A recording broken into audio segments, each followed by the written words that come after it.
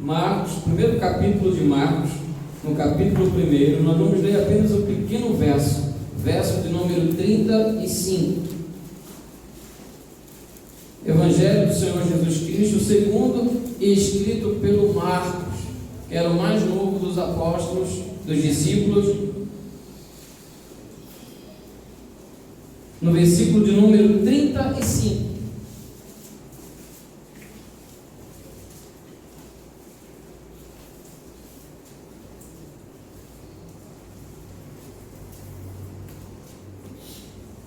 Diz a Escritura: tendo-se levantado de madrugada, saiu e foi para um lugar deserto e ali orava. Queria que toda a igreja pudesse repetir conosco. Levantando-se de alta madrugada, fazendo ainda escuro, saiu e foi para um lugar deserto e ali orava. Amém. Louvado seja Deus, apesar das traduções.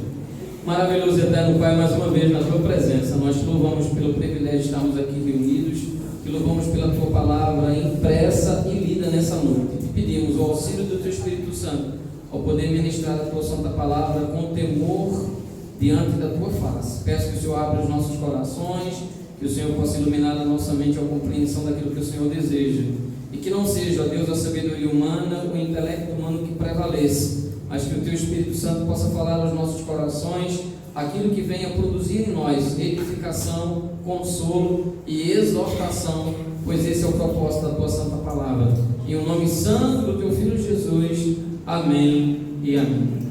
Queridos, nós poderíamos ler todo o texto, mas apenas gostaríamos de utilizar esse versículo como parte introdutória, como texto base nessa introdução sobre essa experiência do Senhor Jesus Cristo. O texto fala, embora não faça menção do nome de Jesus, os versículos seguintes vão mostrar, tanto o contexto como os versículos seguintes vão mostrar que trata-se da pessoa bendita do Senhor Jesus Cristo, em um momento íntimo da sua vida, tendo saído, segundo a tradução atualizada, tendo se levantado alta madrugada, altas horas da madrugada, saiu do local onde estava e foi para um lugar deserto e ali orava. Ele orava pela madrugada. Essa não é a única vez que nós vamos ver um homem de Deus, um servo de Deus e Jesus orando, principalmente de madrugada. No Antigo Testamento, alguns profetas vão ser descritos como alguns homens que também oravam e tinham o hábito de orar pelas madrugadas.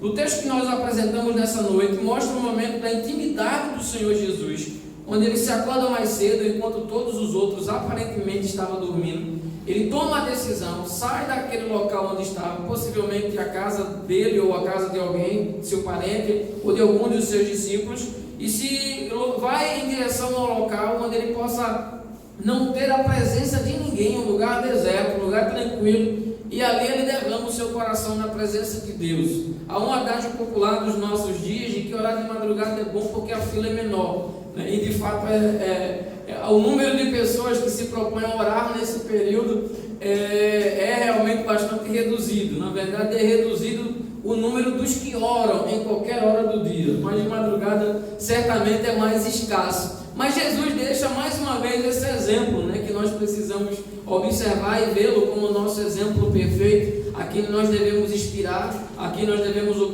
olhar como grande referencial da nossa vida, como grande modelo, e nós gostaríamos sinceramente de termos a capacidade de poder colocar como propósito de vida, como meta de vida, imitar o Senhor Jesus, e começando a imitar nesse versículo, orando de madrugada. Jesus então procura um local tranquilo, um lugar sossegado. As pessoas estavam, a maior parte estavam dormindo, ele estava só, e sozinho ele abre o seu coração na presença de Deus, ele ora ao Pai, e ele tem um momento de intimidade a sós com o Pai. E é interessante esses momentos de intimidade a sós de Jesus, a sós com Deus. A sós com Deus, Jesus vai ter alguns momentos interessantes. No momento em que ele anda por cima das ondas do mar, no capítulo 14, se não me falha a memória do livro de Mateus, haverá um momento em que ele está com os seus discípulos e está com a multidão, e os seus discípulos, depois da multiplicação dos pães, e há uma multidão ali presente, e um texto vai nos dizer que Jesus manda os seus discípulos atravessar para o outro lado, ele permanece em terra firme e ele cumprimenta as pessoas, ele permanece com o povo.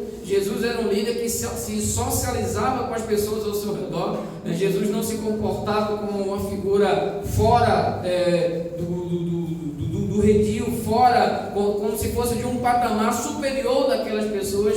Mesmo sendo ele o Filho de Deus, Criador de todas as coisas, ele permanece com o povo, ele cumprimenta as pessoas, e eu tenho certeza que as pessoas gostavam de estar na presença de Jesus, não apenas pelos milagres que Jesus operava, não apenas pelas ministrações tremendas, pelos discursos que ele falava com poder e autoridade, mas certamente Jesus era uma pessoa amável e afável. As pessoas gostavam de se relacionar com Jesus. As pessoas simples e os humildes encontravam em Jesus mais do que um líder religioso, mais do que alguém, mais do que um bom orador. Encontravam em Jesus alguém que estava preocupado com os seus problemas, e possivelmente as pessoas lá estavam, e Jesus permaneceu com a multidão, e o texto vai nos dizer, aquele texto, de que Jesus se despedia da multidão.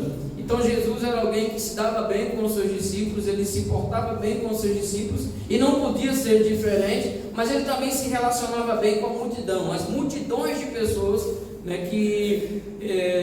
desconhecidas do vínculo pessoal de Jesus, mas pela sua onisciência ele conhecia todas as coisas, mas lá estavam e Jesus se despedia de todas elas. Diz o texto que ele ficou em terra firme, se despedindo da multidão, enquanto os discípulos atravessavam para o outro lado. O texto prossegue naquela passagem do Mateus, capítulo de número 14, de que depois desse momento, com a multidão, Jesus então tem um momento a sós com Deus. Ele se retira e sozinho ele vai orar ao Senhor. Ele vai derramar o seu coração na presença do Pai. Ele vai ter um momento de intimidade com o Pai. Ele vai cultivar esse momento de relacionamento profundo com o Pai, mais uma vez.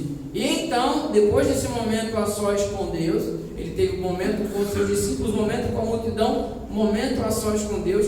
Então ele desce e vai encontrar os seus discípulos andando por sobre as ondas do mar. É o momento em que ele encontra Pedro, e Pedro então é desafiado a andar por sobre as ondas do mar, e acontece aquilo que nós conhecemos no texto.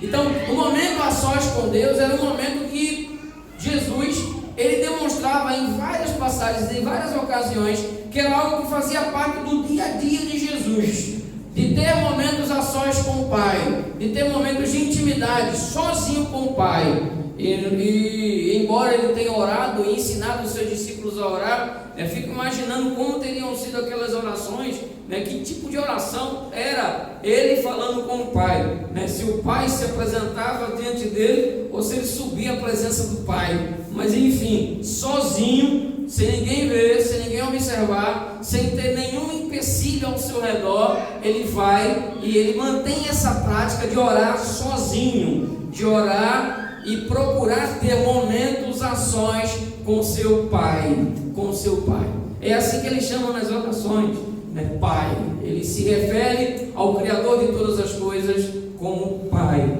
meu Pai, Pai nosso que estás no céu. Então Jesus ele mostra através desse exemplo e de todos os outros textos relacionados a essa passagem, a esse tema, de que Jesus era alguém que mostrava para os seus discípulos que a pessoa do Senhor Jesus era uma pessoa de oração e que passava esse exemplo para os seus discípulos. Nós ficamos imaginando qual a necessidade que Jesus tinha, sendo ele quem era, de sair de madrugada para orar, para se derramar na presença do Pai sozinho. São alguns mistérios da divindade que enchem o nosso coração de alegria pelo exemplo que foi deixado para cada um de nós. E também precisamos ter momentos a sós com o nosso Pai, com o nosso Deus. E esses momentos a sós com Deus vão determinar a nossa caminhada cristã. Alguns imaginam que a sua firmeza espiritual virá de momentos onde há o grande grupo, onde há adoração no coletivo, mas são os momentos a sós com Deus que vão trazer firmeza espiritual ao nosso coração. São os momentos a sós que nós temos com Deus que vai mostrar que o que nós estamos aprendendo no grande grupo tem surtido em nós efeito. São momentos a sós com Deus na intimidade do nosso lar, da nossa casa, que demonstra que de fato nós temos absorvido o conhecimento necessário para viver a vida cristã e que nós não somos, como disse Tiago, apenas ouvinte, nos enganando com falsos discursos. Que nós estamos de fato dispostos a colocar em prática a realidade do Evangelho, tendo um momento a sós com Deus, priorizando esse momento de intimidade com o Criador, porque a minha vida cristã não pode ser reduzida a apenas os cultos feitos aqui. A minha vida cristã não pode ser reduzida aos momentos de culto de oração, doutrina, culto de celebração, EBD, escola bíblica, de maneira alguma. A minha vida cristã deve ser bem mais intensa, e eu preciso demonstrar no meu dia a dia, e a minha vida cristã não vai ser vista pelaquilo que as pessoas podem enxergar, mas a firmeza da minha vida cristã vai ser comprovada e atestada por aquilo que os outros não veem, por aquilo que acontece dentro do meu coração, nos momentos a sós que eu tenho com Deus. Esses momentos a sós que Jesus demonstrou, foi tão importante na vida de outros homens de Deus, que seguiram o mesmo exemplo, e que oraram, e que escreveram as suas orações. É interessante entendermos a importância de momentos a sós com Deus, porque haverá alguns momentos na nossa vida que só haverá eu e Deus.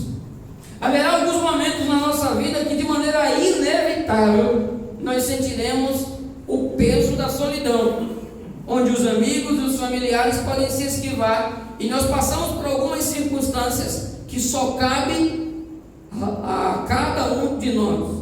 Passamos por alguns locais estreitos na caminhada da nossa vida e na caminhada cristã que só cabe um por vez.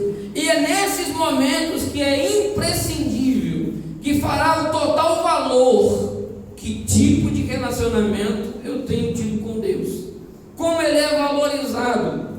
Jesus ele demonstra que nas altas madrugadas, o momento do sono mais gostoso depois de um dia cansativo, sobre as suas pregações, sobre as suas viagens, sobre as suas andanças, no momento em que ele poderia estar repousando como qualquer um outro mortal, apesar de ter as limitações físicas como qualquer outro ser humano, mas Jesus ele sai e mostra que nos momentos mais complicados da nossa vida, nos momentos em que aparentemente gostaríamos de relaxar e descansar, sempre é tempo de buscar a presença de Deus. Primeira coisa que o texto nos apresenta é que sempre é tempo de buscar a presença de Deus. Sempre é tempo de buscar a presença de Deus. E que nós não podemos jamais, em momento algum, buscar a presença desse Deus apenas nos momentos mais difíceis da nossa vida. Mas devemos buscar esse Deus a todo tempo, a todo instante da nossa vida. Enquanto fôlego de vida nós tivermos, precisamos desenvolver a habilidade de se relacionar com Deus. Porque cristianismo não se trata de um conceito religioso apenas. Não apenas é uma ideia filosófica, não é um estilo de vida. Ser cristão é se relacionar com o seu Criador. É por essa razão que João vai escrever no capítulo de número 17, verso 10, que a vida eterna é essa: conhecer a Ti, por único Deus verdadeiro, e ao Teu Filho Jesus, como a quem enviaste. Então o Evangelho é mais do que teoria, é mais do que conteúdo, é mais do que um estilo de vida ou conceitos filosóficos. O cristianismo, na sua essência, é a praticidade de andar com Deus, de se relacionar com Deus. Quando eu me relaciono com Deus em minha intensidade, de fato ocorre no meu coração uma mudança, e o resultado desse relacionamento torna-se visível no meu coração. Quem se relaciona com Deus e quem cultiva momentos a sós com Deus, haverá algumas marcas na sua vida. E a primeira marca que nós podemos destacar nesse texto e nos textos relacionados aos momentos que Jesus orava, é que quem tem momentos a sós com Deus, a oração não se torna um peso, as orações não se tornam um fardo, as orações não se tornam simplesmente frases repetidas, as orações não se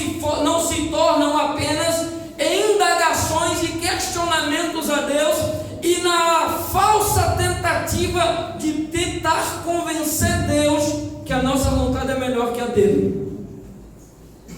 Muitas vezes as nossas orações têm se tornado a expectativa de tentar convencer Deus de que eu estou certo, de que o meu caminho, do que eu quero, e muitas vezes nos esquecemos daquilo que esse texto nos apresenta e os textos que Jesus, quando ora, nos apresenta. Não há, todo o tempo é um tempo de orar, e quem cultiva momentos a sós com Deus compreenderá que a oração é uma prática diária e que deve ser um hábito na vida daqueles que desejam permanecer firmes no compromisso de ser fiel a Cristo. Oração na minha vida, na minha casa, como casal, como família, é algo que precisa ser visto como um hábito da minha casa, como um hábito da minha família. As futuras gerações, meu filho precisa passar para as futuras gerações que nós temos o hábito hoje de orar em família, de que é uma tradição familiar. Aquilo que está escrito no pastoral em um dos textos relacionados, se não me falha a memória, é algo da citação de Asaf, quando ele fala de que aquilo que nós aprendemos, aquilo que nós ouvimos, nós contaremos para os nossos filhos e para as futuras gerações.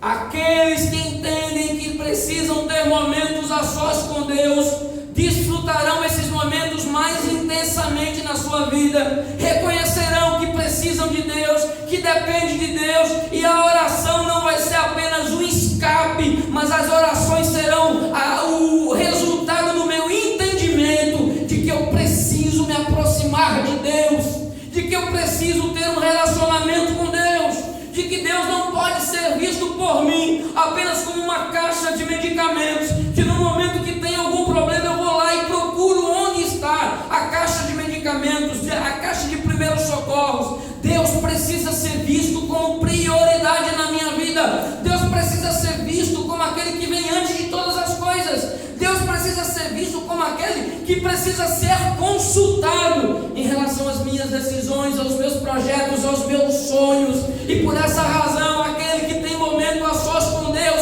ele vai entender que oração precisa fazer parte do estilo de vida dele, faz parte do meu hábito orar. É algo que eu gosto, faz parte dos hábitos familiares, das minhas tradições familiares, que eu preciso cultivar dentro da minha casa. Que bênção, que maravilha! E essa é uma das características daqueles que precisam de fato destacar isso. Nós não podemos resumir a nossa vida de oração apenas às quatro paredes desse edifício. Nós não podemos reduzir os nossos momentos de oração apenas dos grupos de que nós nos reunimos nas casas. Nós não podemos reunir os nossos momentos de oração antes ou durante ou após uma determinada atividade. A oração precisa ser prática da nossa vida, tem que ser fôlego, é aquilo que vai nos dar fôlego e sentido para a nossa existência. Eu preciso entender que eu preciso orar, e a maior necessidade da igreja nesses dias é saber orar e orar, porque muitas vezes nós não oramos como convém, e esse problema faz mais de 2000 anos, mas continua da mesma maneira. Nós continuamos imaginando que Deus fará por nós aquilo que nós mesmos não estamos dispostos a fazer, e Deus só fará por você aquilo que você não pode fazer por você mesmo. Primeira vez que eu estou dizendo isso aqui, acho que eu nunca disse isso. Deus só fará por você aquilo que você não pode fazer por você mesmo. Tenha o hábito de orar, é o primeiro sinal que identifica. Se nós olharmos esse texto, nós poderíamos citar vários outros textos. Os amados que já tiveram a oportunidade de ler os evangelhos, já tiveram a oportunidade de ser confrontados com essa realidade, de saltarem aos nossos olhos durante a nossa leitura, os nossos momentos devocionais, os nossos momentos a sós com Deus, de que Jesus sempre estava orando, e sempre estava orando sozinho, se destacando, orar sozinho. E o texto, os autores bíblicos fazem questão de mencionar esse sozinho, porque nós precisamos viver também uma vida de oração sozinho, onde podemos nos derramar na presença de Deus e expor para Deus aquilo que nós não temos coragem de expor para mais ninguém, e com ninguém, só eu e Deus. Nos derramamos e Deus vem e trata os nossos corações. Por porque alguns fraquejam na caminhada, porque alguns acabam tomando caminhos diversos na sua vida, pode acreditar que antes de qualquer passo errado, equivocado, qualquer caminho e trilha equivocada, a prática da oração foi abandonada no decorrer do caminho. A prática da leitura bíblica foi abandonada no decorrer do caminho. A prática do culto familiar foi abandonada no decorrer do caminho. O resultado, não tem como uma mesa se sustentar apenas com uma única pérola. Uma única pérola. A frequência da igreja, mas não tem oração, não tem leitura da palavra, não tem culto familiar. Uma mesa com uma perna só não se sustenta em lugar algum. Essas ferramentas que Deus nos proporciona para nos ajudar a lapidar a nossa vida e a crescer espiritualmente. Aqueles que cultivam momentos a sós com Deus, vão entender que precisam buscar a Deus em todos os momentos e em todas as circunstâncias. O texto que nos apresentamos mostra momentos em que, por exemplo, Jesus estava prestes a escolher os seus discípulos. Nós vamos ver Jesus orando. Vamos ver Jesus orando no momento em que ele é batizado, sai e ele desce no capítulo número 4 de Mateus para escolher os seus discípulos. Dos momentos mais importantes da vida de Jesus, nós vamos ver Jesus orando. Como nós temos tomado as decisões mais importantes da nossa vida? Jesus, as decisões mais importantes da sua vida, ele tomava após de momentos de oração profunda com o nosso Deus e com o nosso Pai. Se nós observarmos nossas Bíblias no livro de Mateus, capítulo de número 26, vi alguns versículos, aqueles que ainda mantiveram o texto sagrado aberto, versículo de número 42, Mateus 26, 42.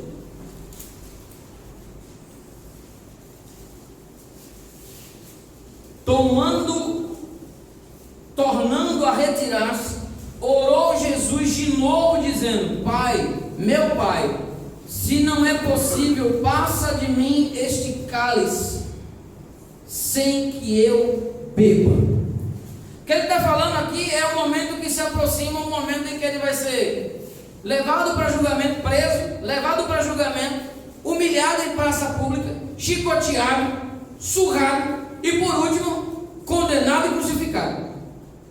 E Jesus, nessa expressão, ele vai dizer claramente que ele entendia o que estava prestes a vir. E numa frase que talvez seja difícil de compreender e que aguce a curiosidade dos teólogos e dos entendidos, e a minha também, para tentar entender o que passava na mente de Jesus, se não era quem era, fazer tal afirmação. E é uma das quais eu estou anotado, ando com um papel aqui no bolso do paletó, para quando chegar na presença de Deus eu perguntar a Jesus: por que o Senhor falou aquilo lá? Certamente isso não é algo que ocupa muito a minha cabeça. Está escrito, né? E eu tenho certeza que quando estiver na presença dele, não será essa frase que vou me preocupar em questioná-lo. Mas Jesus vai dizer: olha, passa de mim este cálice, sem que eu beba. O que estava prestes a se aproximar era um massacre no seu físico, pressões, momentos de angústia. Inclusive o texto vai dizer, vai falar a respeito disso. Nos momentos difíceis da vida de Jesus, lá estava Jesus orando, e orando sem cessar. E às vezes, quando percebemos que nós estamos orando e o problema, a crise continua da mesma maneira, temos a tendência de fraquejar. Mas Jesus nos ensina que nos melhores momentos da nossa vida precisamos orar, mas que também nos piores momentos da nossa vida precisamos manter momentos a sós com Deus. Uma tendência natural é de que nos momentos difíceis da nossa vida, olharmos para Deus e dizer que Deus é injusto, de que Deus não é fiel, de que Deus não é amoroso. E por essa razão, em vez de termos momentos a sós com Ele, nos piores momentos da nossa vida, nos afastamos dele. Não queremos estar na sua presença e ter esse relacionamento íntimo e profundo. É nos momentos de mais turbulência que as orações se cessam, que as leituras bíblicas desaparecem, e nós encontramos um vazio, né? E acabamos ficando magoados com Deus, quando a situação difícil se instala. Uma doença incurável, terminal, um diagnóstico terrível. É nesses momentos que a nossa fé é confrontada. É nos momentos, por exemplo, como as que viveu recentemente o nosso irmão Henrique e a nossa irmã Ivonete, com a possibilidade de ver a sua filha caçula, que se formaram, investiram nela, ter a possibilidade de ver ela, ver não apenas a sua vida mudar, mas pegar todo o período da faculdade, o curso de fisioterapia que ela fez, o trabalho que ela trabalha na área, tudo mudar por causa de um problema de saúde e de um diagnóstico terrível que ela poderia ter o seu braço amputado. São momentos assim na nossa vida que aparentemente tudo está caminhando bem, tudo está normal e somos surpreendidos por um diagnóstico como esse, que somos tentados a esfriar, a fraquejar, a duvidar da bondade, do amor e da fidelidade de Deus.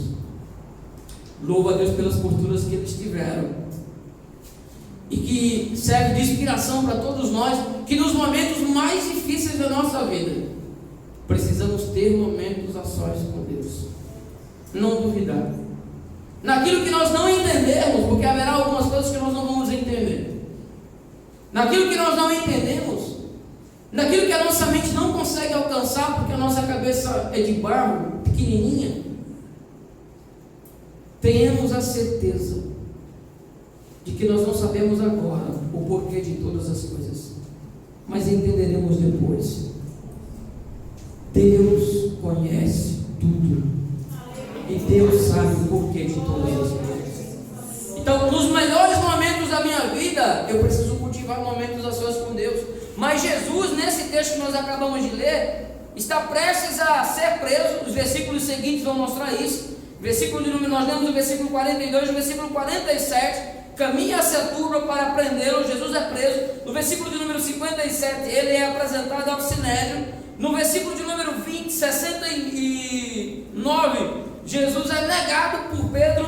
Nos versículos 20, capítulo 27, ele se apresenta para Pilatos.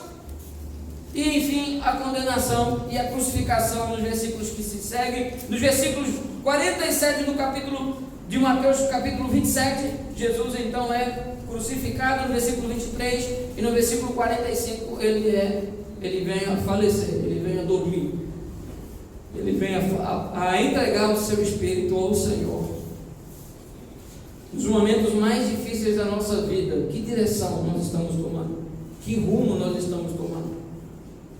Jesus esperava a morte, a humilhação, a dor, tudo aquilo que ocorreu, e que às vezes é retratado através dos filmes, e que às vezes as pessoas se emocionam, mas o peso dos nossos pecados estava sobre ele, e o castigo que nos traz a paz estava sobre ele, e pelas suas pisaduras você foi sarado. Você foi sarado. Não tenha dúvida que ele levou sobre si os nossos pecados e que o castigo que nos traz a paz estava sobre ele. Não tenha dúvida. O sacrifício de Cristo foi perfeito.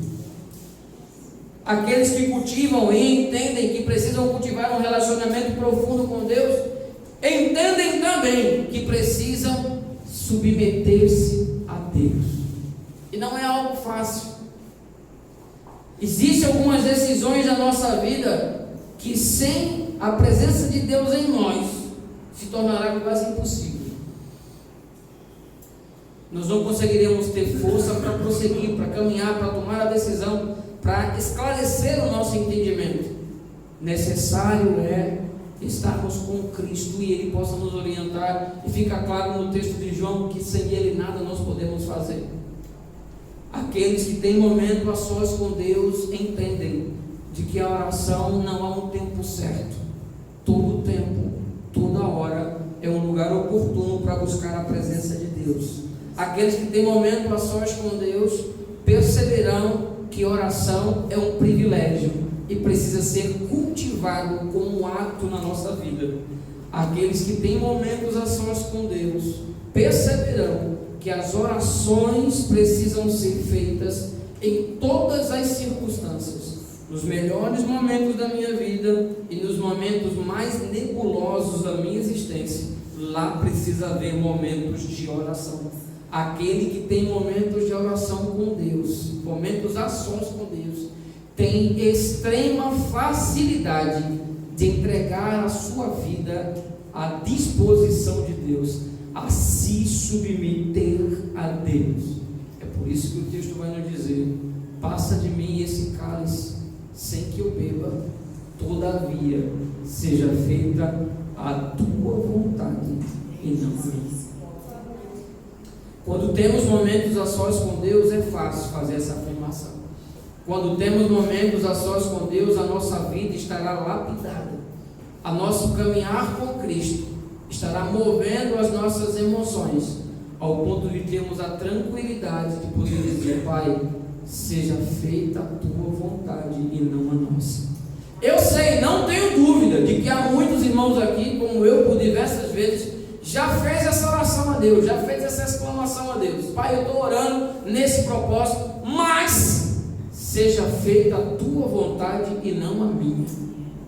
Sei que muitos já fizeram aqui, mas muitas vezes no nosso coração, talvez no meu, talvez no seu, essa expressão, faça-se a tua vontade e não a minha, era quase como uma expressão forçada de algo que não expressava a realidade do meu coração. Não sei se eu sou o único aqui. Não sei se eu sou o único.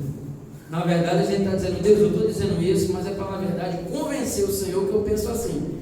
Mas, por favor, por gentileza, por obséquio, realize a minha vontade, né? Realize a minha vontade, realize o meu querer. Mas quando nós temos momentos a sós com Deus, nós temos a paz e a tranquilidade de dizer: seja feita a tua vontade e não a minha. Por quê?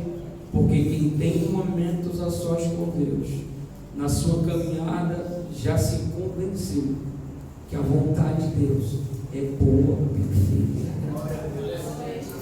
Quem tem momentos a sós com Deus, já se convenceu disso, de que os pensamentos do Senhor são mais altos do que os meus pensamentos.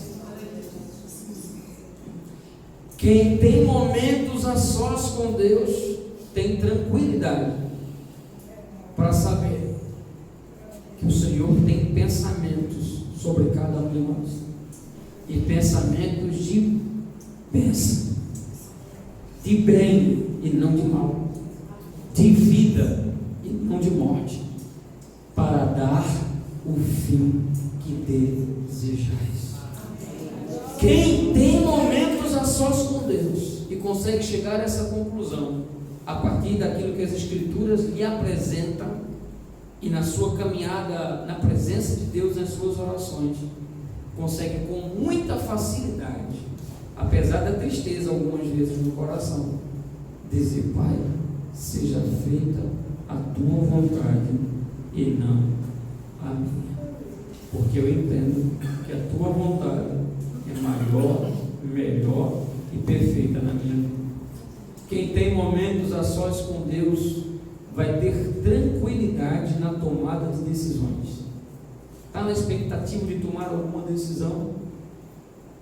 Não tome sem ter momentos a sós com Deus. Que as decisões da sua vida sejam resultados dos momentos a sós com Deus. Que as suas decisões não sejam resultados daquilo que você consegue avaliar no seu HD interno, daquilo que é certo e daquilo que é errado. Porque o coração do homem é enganoso em todos os seus caminhos.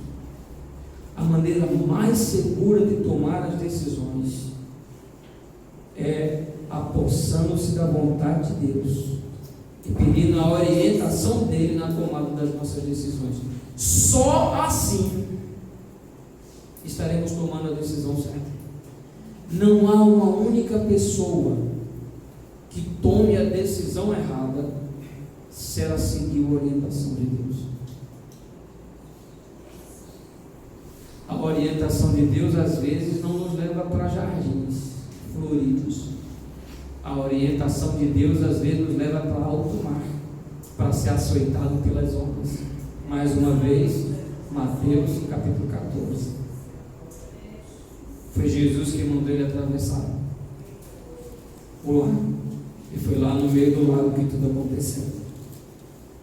Que Deus nos ajude, meus queridos. Que Deus nos ajude a dizer: Senhor, me ensine a tomar as decisões certas. Ele vai ter um momento com os seus discípulos, tem uns 40 dias em que ele está orando, e quando ele desce do monte, ele começa a convocar os seus discípulos, a fim de que possam ser chamados para o ministério. É depois de ter momentos a sós com Deus que Jesus desce e chama para si os seus apóstolos, aqueles que estariam lado a lado com ele, aquele batalhão de frente que estaria caminhando com ele. Quem tem momentos a sós com Deus tem sabedoria, prudência e equilíbrio para tomar as decisões, a melhor decisão, que o resultado será bênção nas nossas vidas. A receita para se dar bem na vida, para ter uma vida de sucesso, não aos olhos e aos conceitos do mundo, foi apresentada aqui. Para você ser feliz, ser alguém realizado nessa vida, não coloque Deus fora de tudo isso. Chame Deus para tomar todas as suas decisões. Tenha momento a sós com Deus. Permita que Ele seja aquele que coloque a primeira letra na sua história, na sua decisão. E chame Ele para botar o ponto final em cada história sua, em cada decisão sua. Que cumpra-se na nossa vida aquilo que o salmista disse, que por diversas vezes nós fazemos questão de repetir: lâmpada para os meus pés seja uma tua palavra, e luz para os meus caminhos. Desejamos ardentemente ter esses momentos a sós com Deus. Se nessa noite pudéssemos medir os momentos a sós que você tem com Deus, se nessa noite os momentos a sós que você tem de devocional, leitura da palavra, pessoal, se fosse comparado ao combustível do seu carro, ao combustível de um carro, como estaria? Estaria aqui no pontinho, estaria no meio, estaria já chegando na reserva, já estaria na reserva, ou já estaria, como o do pastor fica algumas vezes, piscando? Como está a nossa vida de oração? Será que está o tempo todo piscando, dizendo: o primeiro posto de gasolina encosta, porque senão tu vai perder tudo aí, vai queimar a bomba, vai fazer isso, vai fazer aquilo? Como está a nossa vida de oração? Como podemos esperar ser abençoado se o abençoador não tem primeiro lugar na nossa vida? Como podemos querer as bênçãos de alguém que nós não queremos a presença? Como esperar as bênçãos de alguém que eu não quero a presença? Que Deus nos abençoe, em nome do Senhor Jesus.